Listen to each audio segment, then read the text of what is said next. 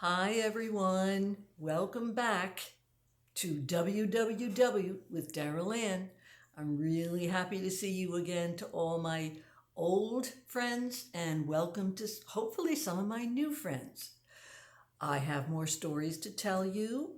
I know that we have gone over some of the funny episodes of some of my jobs, and I'm going to switch it up a little bit or change gears, as some very famous politician says that I think is kind of funny, like always switching gears. I'm switching gears, okay.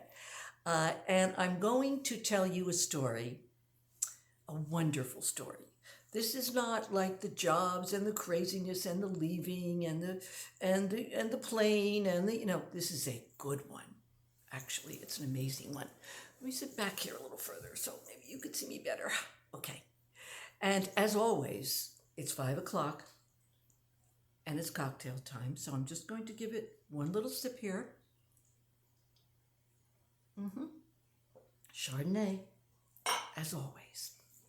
Okay, you may remember that I was telling you about getting married to my wonderful guy, Bob, and the fact that we were doing some traveling during our 20s.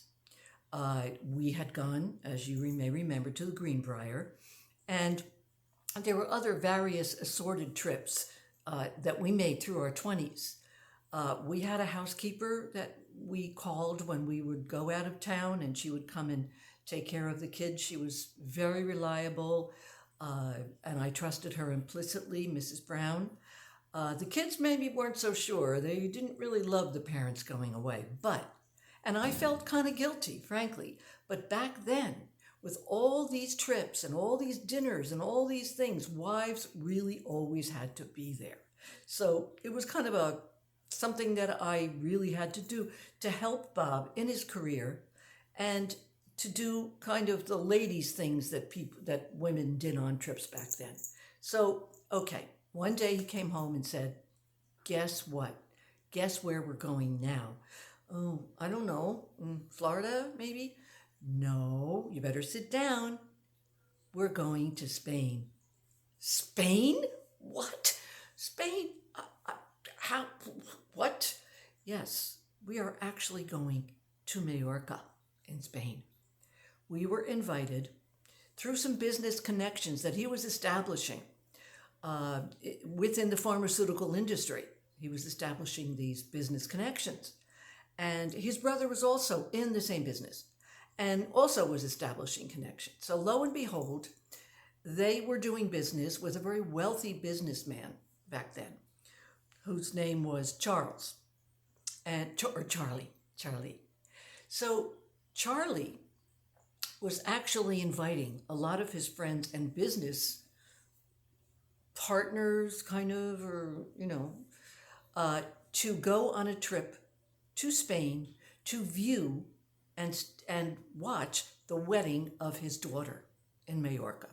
Charlie had a vacation home in Majorca. I think he had several around the world, I think, as I recall. But he had a villa in Majorca. And his daughter was marrying a prince. Yes, I know. You're thinking, "Daryl, come on." Honestly, everything I'm telling you is true. She was marrying a prince. In Spain, they had like a lot of different princes and cousins and whatever. He wasn't like in line for the king of Spain or anything, but he was a legitimate prince. And so Charlie was pulling out all the stops to impress the prince and the royal family with this enormous wedding. Okay? So it was the big dilemma. What the heck does a 29, maybe 30, I might have been 30 then, wear to a wedding in Majorca, Spain? What? So we found out that it was very, very formal attire.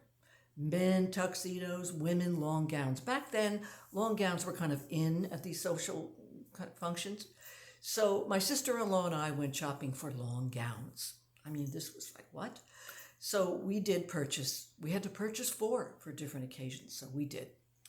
Charlie chartered a private jet, for us to go on this trip to Majorca. So off we went, got on the plane, and we started to strike up a conversation with different varying people from various backgrounds. I was astounded. We actually were sitting next to the then president of the New York Jets. Actually, I can mention his name. I actually remember his name was Sonny Werblin. Isn't that funny? Yeah. Sonny was on the plane, among others, and the booze started to flow on the plane. It was wow. Okay, we land in this amazing, amazing city of Majorca, and we Charlie had buses lined up for us to get on the buses to get to the villa, and we went to the villa. And I will tell you that I'm not going to mention every single thing that happened in those amazing 5 days because we'd be here forever. But I'm going to give you some highlights. Charlie had arranged for everything for all of his guests, including a bullfight. So we went to see a bullfight. We had incredible dinners at the villa. I remember first going into the garden where 100 people were seated and tables were lined up. And honestly and truly, there were 12 different glasses in front of every setting, every serving. 12 different glasses for water, for wines, for cordials, for champagne, for this. I was like, what do I do? What do I do? So, excuse me, folks.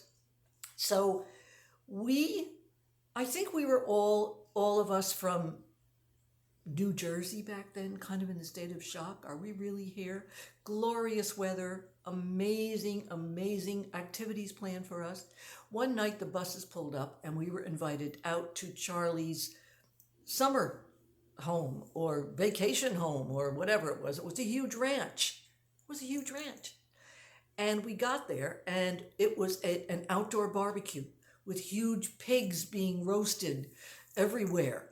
Pigs all over being roasted and beef and every kind of barbecue thing you could ever imagine. Strolling musicians, margaritas, anything you wanted. Okay? So at that age, all of that amazing stuff was like, oh, I think I'll have a little more champagne and I'll have a margarita. I think everyone that went on that trip was probably totally buzzed the entire time. Then came the wedding. Oh my gosh, in a huge cathedral. Huge cathedral. Oh, I forgot to mention that we had to think about a gift. A gift? I don't actually recall what we brought back then, but it was something we thought was great until we went to Charlie's villa the day before the wedding and saw rooms and rooms with gifts laid out on tables. Gifts from all over the world. Crystal, silver, anything you meant, anything. We didn't even see our gifts. They probably hid them. And that was amazing. And then the next day, the wedding itself with this huge cathedral. Beautiful bride, his daughter, whom we had already met. This great-looking prince. I wish I could remember his name. But anyway, he was gorgeous. We had met him also the night before. Cameramen hanging off of balconies over the cathedral. It was a long, long ceremony. It was spectacular. The gowns, the dresses. Again, we were still in shock, probably hungover and in shock. But it was truly an amazing experience. The reception after the ceremony, I can't even tell you. Again, out in the garden, hundreds and hundreds of people. We were dazed. You know the term dazed and confused? We were dazed and confused, but we were in a dream. It truly was a dream. Bob and I just kept holding on to each other saying, are we really here? Is this amazing or what? And Charlie was the best host, a great guy. Talking to everyone, are you having a good time? And we were having a good time. And the day came, okay, everything was over. The buses pulled up to the airport. And on the plane ride home, we said, this is something that will just be with us for the rest of our lives. And indeed it was, all those years later, that amazing trip that we were able to take. So I wanted to share that with you, and I hope you enjoyed it. And I would also actually love to hear about, and I'm thinking about you guys out there, and of course, you had some of you many trips, some of you one or two great trips. Uh, I would love to get some feedback from you. You know, do you think back to those trips all these years later? Did you ever go back to the same place? You know, we always said we're going back to Majorca. Well, that actually didn't happen. But travel to me is really an amazing thing. It takes you out of your everyday life. And especially traveling for seniors when they're retired. There's so many ways to travel, so many tours. I actually did go on a lot of those in the years to come.